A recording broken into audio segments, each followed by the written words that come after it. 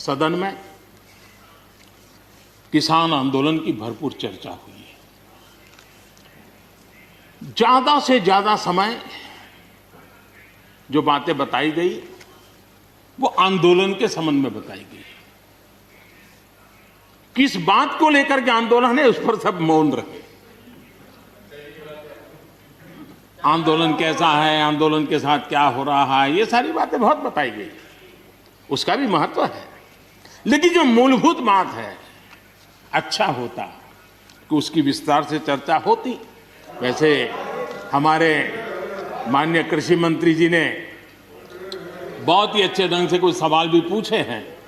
उन सवालों के जवाब तो नहीं मिलेंगे, मुझे खातरी है, लेकिन उन्होंने बहुत ही अच्छे ढंग से इस विषय की इस सदन में चर्चा की है। मैं आदरणीय देवेगौड़ा जी का बहुत आभारी हूं कि उन्होंने इस पूरी चर्चा को एक गांभीर्य दिया और उन्होंने सरकार के जो अच्छे प्रयास है उसकी सराहना भी की, क्योंकि वो किसानों के लिए समर्पित रहे हैं जीवन भर, और उन्होंने इस सरकार के प्रयासों की सराहना भी की और उन्होंने अच्छे सुझाव भी दिए। मैं आदरणीय देवेगौड़ा जी का हृदय से आभार व्यक्त करता हूं। आदरणीय सभापति जी, खेती की मूलभूत समस्या क्या है,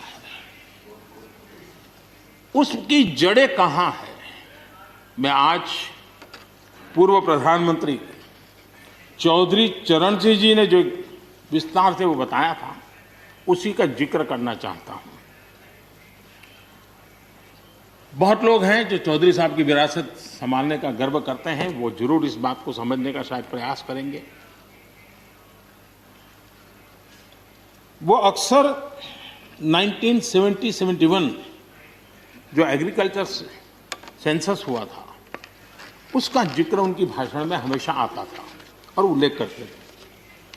चौधरी चरण सिंह जी ने क्या कहा था, उनका कोट है, किसानों का सेंसस लिया गया तो 33% किसान ऐसे हैं जिनके पास जमीन 2 बीघे से कम है, 2 बीघे नहीं है, 2 बीघे तक है, 2 बीघे से कम। 18% जो किसान कहलाते हैं उनके पास 2 बीघे से 4 बीघे जमीन है, यानी आधा हेक्टर से 1 हेक्टर, ये 51% किसान है। ये चाहे कितनी मेहनत करे, अपनी छोटी सी जमीन पर इनकी गुजर ईमानदारी से उसमें हो नहीं सकती। ये चौधरी चरण सिंह जी का कोट है। छोटे किसानों की दयनीय स्थिति चौधरी चरण सिंह जी के लिए बहुत ही हमेशा पीड़ा देती थी और हमेशा उसकी चिंता करते थे। अब हम आगे देखें, ऐसे किसान जिनके पास 1 हेक्टर से भी कम जमीन होती है, 1971 में वे 51% थे, आज 68% हो चुके हैं। यानी देश में ऐसे किसानों की संख्या बढ़ रही है जिनके पास बहुत थोड़ी सी जमीन है। आज लघु और सीमांत किसानों की मिलाएं तो 86% ज्यादा किसान के पास 2 हेक्टर से भी कम जमीन है, और ऐसे किसानों की संख्या 12 करोड़ है। क्या इन 12 करोड़ किसानों के प्रति हमारी कोई जिम्मेवारी नहीं है? क्या देश की कोई जिम्मेवारी नहीं है? क्या हमने कभी हमारी योजनाओं के केंद्र में इन 12 करोड़ किसानों को रखना पड़ेगा कि नहीं रखना पड़ेगा? ये सवाल का जवाब चौधरी चरण सिंह जी हमारे लिए छोड़ करके गए हैं। हमें जवाब को ढूंढना होगा। हमें चौधरी चरण सिंह जी को सच्ची श्रद्धांजलि देने के लिए भी इस काम के लिए जिसको जो सूझे, जिसको मौका मिले, सबने करना होगा, तब जाकर के हम इन कर सकते हैं। अब पहले की सरकारों की सोच में छोटा किसान था क्या? अगर एक बार हम थोड़ा सोचेंगे तो ध्यान आएगा। मैं आलोचना के लिए नहीं कह रहा हूं, लेकिन हमने सचमुच में हम सब ने सोचने की आवश्यकता है। जब हम चुनाव आते ही एक कार्यक्रम करते हैं कर्ज माफी। अब वो किसान का कार्यक्रम है कि वोट का कार्यक्रम है, वो तो हिंदुस्तान में हर कोई भली भांति जानता है। लेकिन जब कर्ज माफी करते हैं तब छोटा किसान उससे वंचित रहता है, उसके नसीब में कुछ नहीं आता है, क्योंकि कर्ज माफी जो बैंक से लोन लेता है उसके लिए होती है। छोटा किसान का बेचारा बैंक में खाता नहीं, वो कहाँ लोन लेने जाएगा। हमने छोटे किसान के लिए नहीं किया है, भले ही हमने राजनीति कर ली हो। 1-2 एकड़ जमीन वाले किसान जिसके पास बैंक का खाता भी नहीं है, न वो कर्ज लेता है, न कर्ज माफी का फायदा उसको मिलता है। उसी प्रकार से पहले की फसल बीमा योजना क्या थी? एक प्रकार से वो बीमा जो बैंक गारंटी के रूप में काम करता था, और वो भी छोटे किसान के लिए तो नसीब ही नहीं होता था। वो भी उन्हीं किसानों के लिए होता था जो बैंक से लोन लेता था और उसका इंश्योरेंस होता था, तो बैंक वालों को भी एक विश्वास होता था, चल जाता था। आज 2 हेक्टेयर से कम कितने किसान हो गए जो बैंक से लोन है? सिंचाई की सुविधा भी छोटे किसान के नसीब नहीं हुई। बड़े किसान तो बड़ा बड़ा पंप लगा देते थे, ट्यूबवेल कर देते थे, बिजली भी ले लेते थे और बिजली भी मुफ्त मिल जाती थी, उनका काम चल जाता था। छोटे किसान के लिए तो सिंचाई के भी लिए दिक्कत थी, वो तो कभी ट्यूबवेल लगा ही नहीं सकता था, कभी कभी तो उसको बड़े किसान से पानी खरीदना पड़ता था और जो दाम मांगे वो दाम देना पड़ता था। यूरिया, बड़े किसान को यूरिया प्राप्त करने का कोई प्रॉब्लम नहीं था, छोटा किसान को रात रात लाइन में खड़े रहना पड़ता था, उस पर डंडे चलते थे और कभी कभी तो बेचारा यूरिया के बिना घर वापस लौट जाता था। ये हम छोटे किसानों के हाल जानते हैं। 2014 के बाद हमने कुछ परिवर्तन किए। हमने फसल बीमा योजना का दायरा बढ़ा दिया ताकि किसान, छोटा किसान भी उसका फायदा ले सके, और बहुत मामूली रकम से ये काम शुरू किया। और पिछले 4-5 साल में फसल बीमा योजना के तहत 90,000 करोड़ रुपए, ये छोटी रकम नहीं है, 90,000 करोड़ रुपए उसके क्लेम किसानों को मिले। कर्ज माफी से भी आंकड़ा बड़ा हो जाता है। छोटा किसानों को किसान क्रेडिट कार्ड, हमारे यहाँ किसान क्रेडिट कार्ड हुए, लेकिन बड़े किसानों तक गए और वो बैंक से बहुत ही, कुछ तो राज्यों में 0% से ब्याज से उनको मिल जाते थे पैसे, और उनके कोई न कोई दो धंधा व्यापार होता था, पैसे वहाँ भी लग जाते थे। छोटे किसान के नसीब में ये नहीं था। हमने तय किया हिंदुस्तान के हर किसान को किसान क्रेडिट कार्ड देंगे। इतना ही नहीं, हमने उसका तो दायरा फिशरमैन तक भी बढ़ा दिया ताकि वो भी इसका फायदा उठा सके। और 2.25 करोड़ से ज़्यादा किसानों तक ये किसान क्रेडिट का काम पहुंच चुका है, और बाकी भी राज्यों से आग्रह कर रहे हैं कि लगातार उसको आगे बढ़ाएं ताकि ज़्यादा से ज़्यादा किसान इसका लाभ उठा सके, और राज्यों की मदद जितनी ज़्यादा मिलेगी उतना ज़्यादा ये काम हो जाएगा। उसी प्रकार से हम एक योजना ले आए, प्रधानमंत्री सम्मान निधि योजना। सीधे किसान के खाते में, और ये गरीब किसान को जिसके पास कभी इस प्रकार की मदद नहीं पहुंची। 10 करोड़ ऐसे परिवार हैं जिनको इसका लाभ मिल गया। और अगर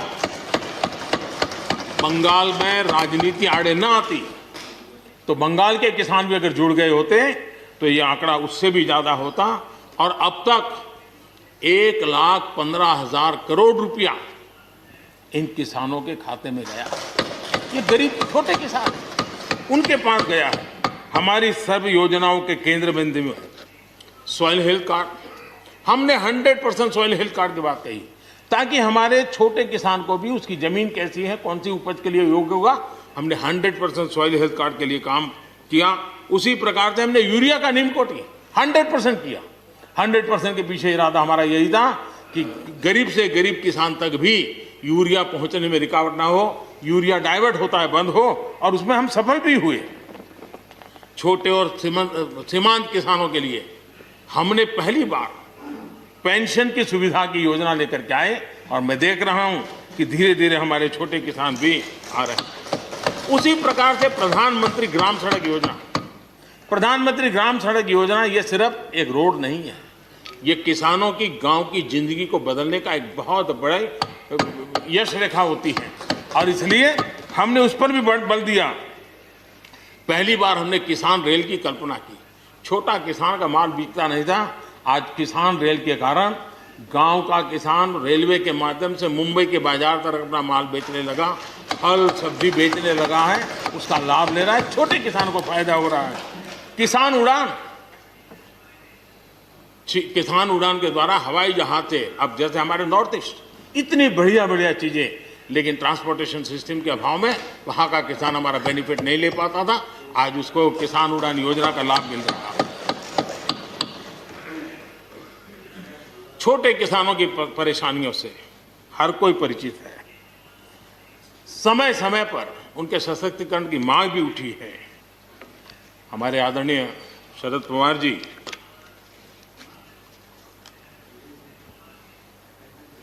और कांग्रेस के भी हर किसी ने, हर सरकार ने कृषि सुधारों की वकालत की है।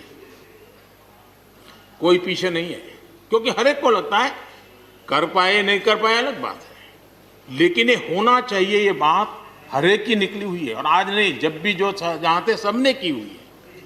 और शरद राव जी ने तो अभी एक बयान भी दिया कि मैं सुधारों के पक्ष में हूं। ठीक है, पद्धति के संबंध में उनके मन में सवाल है, लेकिन सुधारों का विरोध नहीं किया है और इसलिए मैं समझता हूं कि हमें इस विषय में हमारे साथी श्रीमान सिंधिया जी ने बहुत ही अच्छे ढंग से कई पहलुओं पर इस कानून को लेकर के यहां पर ये सारी बातें पिछले 2 दशक से लगातार चल रही है, हर फोरम में चली है। ऐसा नहीं है कि कोई हमारे आने के बाद में हर ने कहा है और हर एक को लगा कि अब समय आ गया, हो जाए, अब समय आ गया। ये ठीक है, फुट स्टॉप कॉमा कोई इधर उधर हो सकता है, कोई ये दावा नहीं कर सकता है कि भाई हमारे समय की सोच बहुत ही बढ़िया थी। मैं भी दावा नहीं कर सकता हूं कि हमारे समय की सोच बढ़िया है, 10 साल के बाद कोई नई सोच आ ही नहीं सकती। ऐसा नहीं होता है जी। ये समाज जीवन परिवर्तनशील होता है। आज के समय हमें जो ठीक लगा चलो चले, आगे सुधार करेंगे, नई चीजों को जोड़ेंगे, यही तो प्रगति का रास्ता होता है जी। रुकावटें डालने से प्रगति कहां होती है जी। और इसलिए, लेकिन मैं हैरान हूं, अचानक यू टर्न ले लिया भाई, ऐसा क्यों किया? ठीक है, आप आंदोलन के मुद्दों को लेकर के इस सरकार को घेर लेते हैं, लेकिन साथ साथ किसानों को भी कहते हैं कि भाई बदलाव बहुत जरूरी है, बहुत साल हो गए, अब नई चीजों को लेना पड़ेगा, तो देश आगे बढ़ता है। लेकिन अब मुझे लगता है कि राजनीति इतनी हावी हो जाती है कि अपने ही विचार छूट जाते हैं। लेकिन जो ये सब कर रहे हैं अच्छा है। आदरणीय डॉक्टर मनमोहन सिंह जी यहाँ मौजूद है, मैं उन्हीं का एक कोट आज पढ़ना चाहता हूँ। हो सकता है जो यू टर्न कर रहे हैं वो मेरी बात माने या न माने, मनमोहन सिंह जी की तो बात जरूर मानेंगे। There are other rigidities because of the whole marketing regime set up in the 1930s, which prevent our farmers from selling their produce where they get the highest rate of return. It is our intention to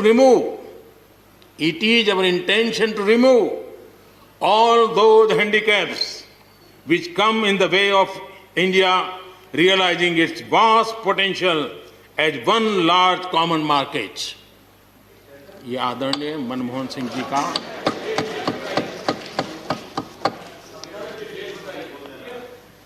आदरणीय मनमोहन सिंह जी ने किसान को उपज बेचने की आजादी दिलाने, भारत को एक कृषि बाजार दिलाने के संबंध में अपना इरादा व्यक्त किया था और वो काम हम कर रहे हैं। और मुझे आप लोगों को गर्व होना चाहिए कि देखिए मनमोहन सिंह जी ने कहा था वो मोदी को करना पड़ रहा है, गर्व कीजिए।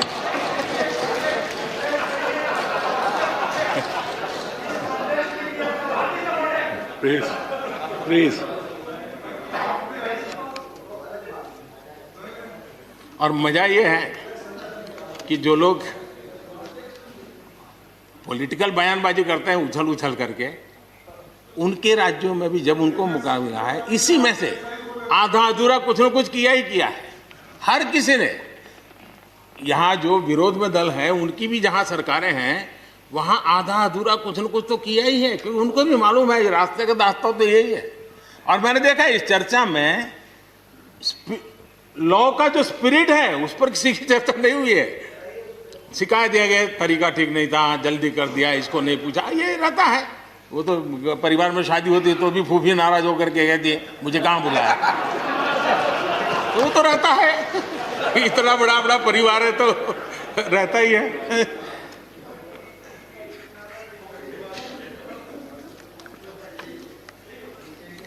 हम कुछ और बातों की ओर भी ध्यान दें। अब देखिए, दूध उत्पादन किसी बंधनों में बंधा हुआ नहीं है, न पशुपालक बंधनों में बंधा हुआ है, न दूध बंधनों में बंधा हुआ। लेकिन मजा देखिए, दूध के क्षेत्र में या तो प्राइवेट या कोऑपरेटिव, दोनों ने एक ऐसी बड़ी मजबूत चेन बनाई है, दोनों मिलकर के इस काम को कर रहे हैं और एक बेहतरीन सप्लाई चेन हमारे देश में बनी है।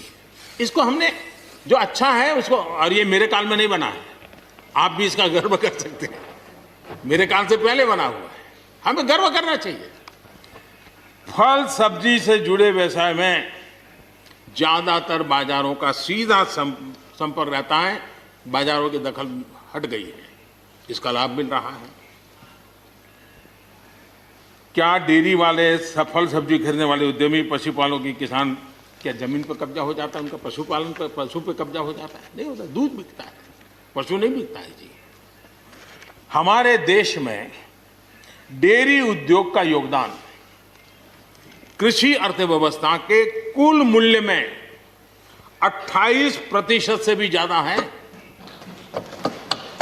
यानी इतना बड़ा हम एग्रीकल्चर की चर्चाएं करते हैं, इस पहलू को हम भूल जाते हैं। 28% कंट्रीब्यूशन है और करीब करीब 8 लाख करोड़ रुपयों का कारोबार है। जितने रुपये का दूध होता है उसका मूल्य अनाज और दाल दोनों मिला ले तो उससे ज्यादा है। हम कभी इस तरफ देखते ही नहीं है। पशुपालकों को पूरी आजादी, अनाज और दाल पैदा करने वाले छोटे और सीमांत किसानों को जैसे पशुपालक को आजादी मिली है, इनको आजादी क्यों नहीं मिलनी चाहिए? और इन सवालों के जवाब हम ढूंढेंगे तो हम सही रास्ते पर चलेंगे। आदरणीय सभापति जी, ये बात सही है, जैसा हम लोगों की स्वभाव रहा है, घर में भी थोड़ा सा भी परिवर्तन करना हो तो घर में भी एक तनाव जरूर है। चेहरे यहाँ क्यों रखी, टेबल यहाँ क्यों रखा, घर में भी होता है। इतना बड़ा देश है और जिस प्रकार की परंपराओं से हम पले बड़े हैं, तो ये मैं स्वाभाविक मानता हूँ। जब भी कोई नई चीज आती है तो थोड़ा बहुत रहता ही हमारे यहाँ, क्योंकि असमंजस की स्थिति भी रहती है। लेकिन जरा वो दिन याद कीजिए जब हरित क्रांति की बातें होती थी। हरित क्रांति के समय जो कृषि सुधार हुए, तब भी जो आशंकाएं हुई, जो आंदोलन हुए, ये वेल डॉक्यूमेंटेड है और ये देखने जैसा है। कृषि सुधार के लिए सख्त फैसले लेने के उस दौर में शास्त्री जी का हाल ये था कि अपने साथियों में से कोई कृषि मंत्री बनने को तैयार नहीं होता था, क्योंकि लगता था कि ऐसा है हाथ जल जाएंगे और किसान नाराज हो जाएंगे तो मेरी तो राजनीति समाप्त हो जाएगी। ये शास्त्री जी के समय की घटनाएं हैं। और अंत में शास्त्री जी को सी सुब्रमण्यम जी को कृषि मंत्री बनाना पड़ा था और उन्होंने रिफॉर्म्स की बातें की। योजना आयोग ने भी उसका विरोध किया था। मजा देखिए, योजना आयोग ने भी विरोध किया था। वित्त मंत्रालय सहित पूरी कैबिनेट के अंदर भी विरोध का स्वर उठा था। लेकिन देश की भलाई के लिए शास्त्री जी आगे बढ़े और लेफ्ट पार्टी जो आज भाषा बोलते हैं ना, वही उस समय बोलते थे। वो यही कहते हैं, अमेरिका के इशारे पर शास्त्री जी ये कर रहे हैं, अमेरिका के इशारे पर कांग्रेस ये कर रही है। सारा चीज जितना आज मेरे खाते में जमा है ना, वो पहले आपके यहाँ बैंक में अकाउंट में था। सब कुछ अमेरिका के एजेंट कह दिया जाता था हमारे नेता, कांग्रेस के नेताओं को। ये सब कुछ लेफ्ट वाले जो आज भाषा बोलते हैं, वो उस समय भी उन्होंने यही भाषा बोली थी। कृषि सुधारों को छोटे किसानों को बर्बाद करने वाला बताया गया था। देश भर में हजारों प्रदर्शन आयोजित हुए थे, बड़ा मूवमेंट चला था। इसी माहौल में भी लाल बहादुर शास्त्री जी और उसके बाद की सरकार जो करती रही, उसी का परिणाम है कि जो हम कभी PL 480 मंगवा करके खाते थे, आज देश अपने किसान ने अपनी मिट्टी से पैदा की चीजों को खाता है।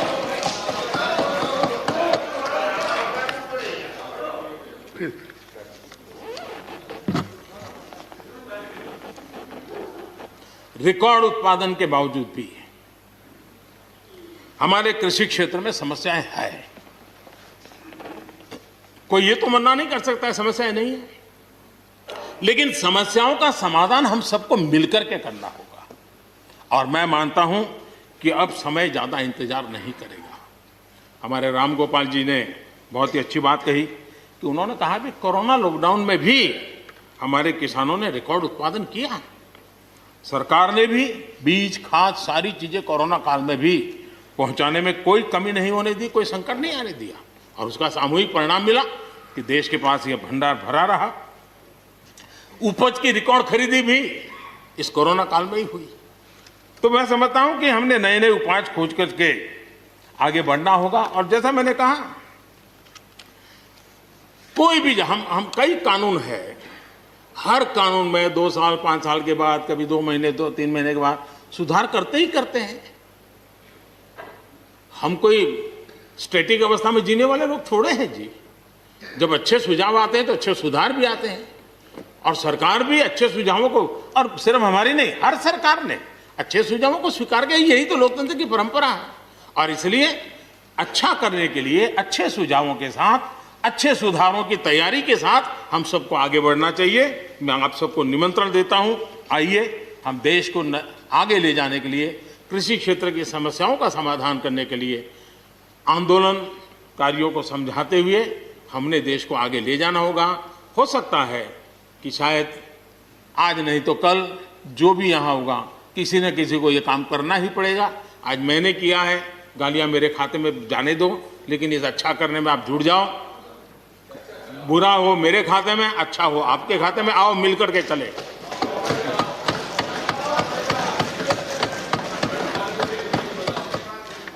और मैं लगातार, हमारे कृषि मंत्री जी लगातार किसानों से बातचीत कर रहे हैं, लगातार मीटिंगें हो रही हैं, और अभी तक कोई तनाव पैदा नहीं हुआ है।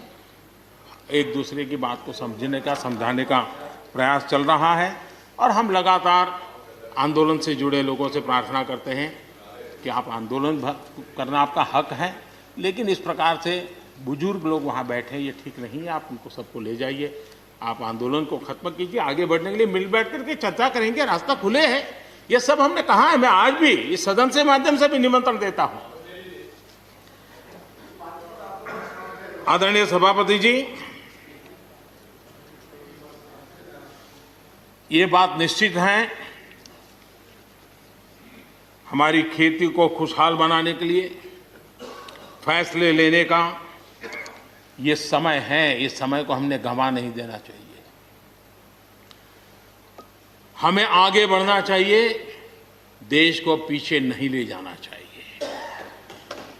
पक्ष हो, विपक्ष हो, आंदोलनरत साथी हो, इन सुधारों को हमने मौका देना चाहिए और एक बार देखना चाहिए कि इस परिवर्तन से हमें लाभ होता है कि नहीं होता है।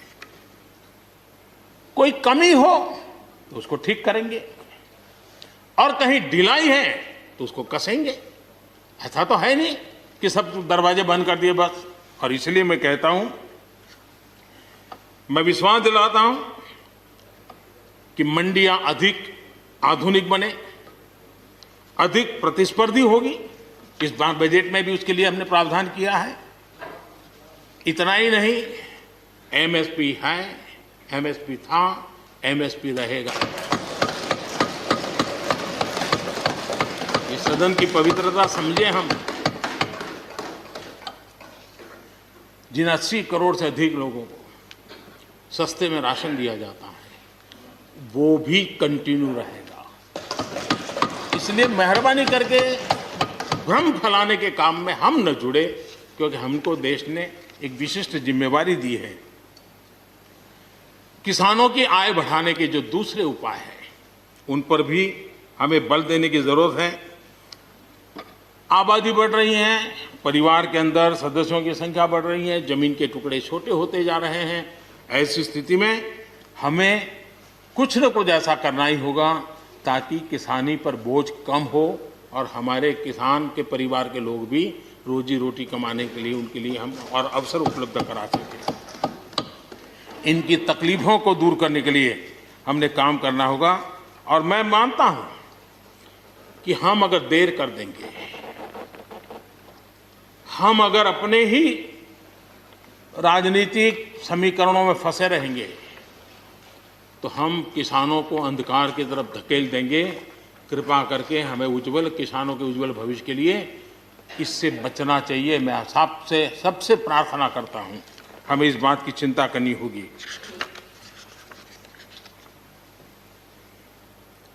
आदरणीय सभापति जी, डेयरी और पशुपालन हमारे कृषि क्षेत्र के साथ बढ़ावा देने की जरूरत है ताकि हमारा किसान पगभर हो। उसी प्रकार इसी काम के लिए हमने फूट एंड माउथ डिसीज के लिए एक बहुत बड़ा अभियान चलाया है ताकि वो किसान को या पशुपालक जो बाय एंड लार्ज किसानी से जुड़ा हुआ रहता है उसको भी लाभ होगा। हमने फिशरीज को भी एक अलग बल दिया, अलग मिनिस्ट्री बनाई और 20,000 करोड़ रुपए मत्स्य संपदा योजना के लिए लगाया है ताकि ये पूरे क्षेत्र को एक नया बल मिले। स्वीट रिवॉल्यूशन, भारत में बहुत संभावनाएं हैं और इसलिए भारत ने किसान, उसके लिए बहुत जमीन की जरूरत नहीं, अपने ही खेत के कोने में वो कर दें तो भी साल में 40,000, 50,000, लाख रुपया, 2 लाख रुपया कमा लेगा वो। और इसलिए हम स्वीट रिवॉल्यूशन, शहद के लिए, हनी के लिए, उसी प्रकार से बी वैक्स, दुनिया में बी वैक्स की मांग है, भारत बी वैक्स एक्सपोर्ट कर सकता है। हमने उसके लिए एक माहौल बना और किसान के खेत में ही छोटे किसान होगा तो एक कोने में वो एक नई कमाई कर सकता है। हमने इसको जोड़ना होगा और मधुमक्खी पालन के लिए कोई सैकड़ों एकड़ जमीन की जरूरत नहीं है, वो आराम से अपने यहाँ कर सकता है। सोलर पंप, सोलर हम कहते हैं अन्नदाता ऊर्जादाता बने, उसके खेत में ही वो अपनी सोलार सिस्टम से ऊर्जा भी पैदा करे, सोलार पंप चलाए, अपनी पानी की आवश्यकता को पूरी करे, उसके खर्च को, बोझ को बंद करे और फसल एक लेता है तो 2 ले, 2 लेता है तो 3 ले, क्रॉप पैटर्न में बदल करना है तो बदल कर सके, उसकी दिशा में हम जा सकते हैं। और एक बात है, भारत की ताकत ऐसी समस्याओं के समाधान करने की और नए रास्ते खोजने की रही है, आगे भी खुलेंगे। लेकिन कुछ लोग हैं जो भारत अस्थिर रहे, अशांत रहे, इसे लगातार कोशिशें कर रहे हैं। हमें इन लोगों को जानना होगा। हम ये न भूलें कि पंजाब के साथ क्या हुआ। जब बंटवारा हुआ, सबसे ज्यादा भुगतना पड़ा पंजाब को। जब 84 के दंगे हुए, सबसे ज्यादा आंसू बहे पंजाब के, सबसे ज्यादा दर्दनाक घटनाओं का शिकार होना पड़ा पंजाब को। जो जम्मू कश्मीर में हुआ, निर्दोषों को मौत के घाट उतार दिया गया। जो नॉर्थ ईस्ट में होता रहा, आए दिन बम, बंदूक और गोलियों का कारोबार चलता रहा। ये सारी चीजों ने देश को किसी न किसी रूप में बहुत नुकसान किया है। इसके पीछे कौन ताकतें हैं, हर समय हर सरकारों ने इसको देखा है, जाना है, परखा है।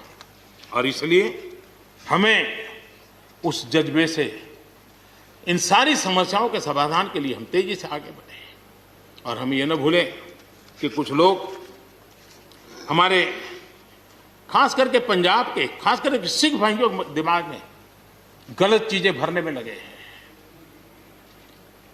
ये देश हर सिख के लिए गर्व करता है। देश के लिए क्या कुछ नहीं किया इन्होंने,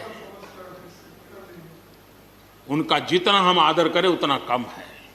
गुरुओं की महान परंपरा को, और मेरा भाग्य रहा है मुझे पंजाब की रोटी खाने का अवसर मिला है। मैं जिंदगी में बहुत महत्वपूर्ण वर्ष पंजाब में बिताए हैं, इसलिए मुझे मालूम है। और इसलिए जो भाषा उनके लिए कुछ लोग बोलते हैं, उनको गुमराह करने के जो लोग प्रयास करते हैं, इससे कभी देश का भला नहीं होगा। और इसलिए हमें इन दिशा में चिंता करने की आवश्यकता है।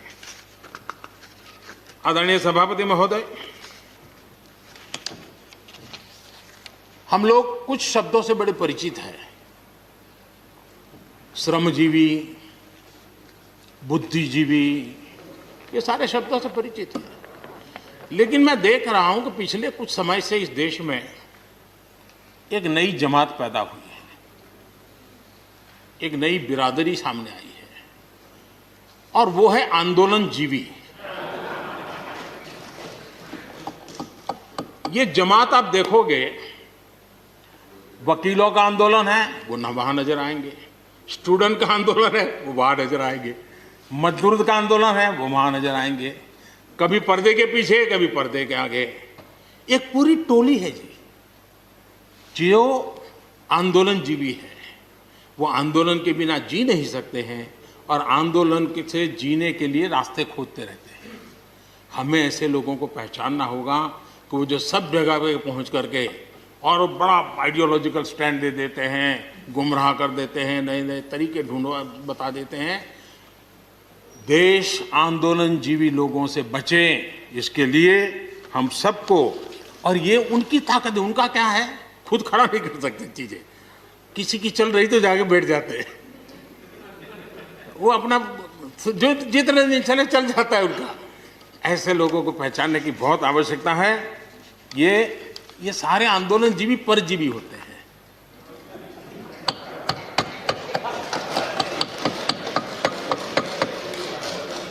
और यहां पर सब लोगों को मेरी बात से आनंद इसलिए होगा कि आप जहां जहां सरकारें चलाते होंगे, आपको भी ऐसे परजीवी आंदोलनजीवियों का अनुभव होता हो। और इसलिए उसी प्रकार से एक नया मैं चीज देख रहा हूं, देश प्रगति कर रहा है, हम एफडीआई की बात कर रहे हैं, फॉरेन डायरेक्ट इन्वेस्टमेंट। लेकिन मैं देख रहा हूं इन दिनों एक नया एफडीआई मैदान में आया है। ये नए एफडीआई से देश को बचाना है जी। एफडीआई चाहिए, फॉरेन डायरेक्ट इन्वेस्टमेंट।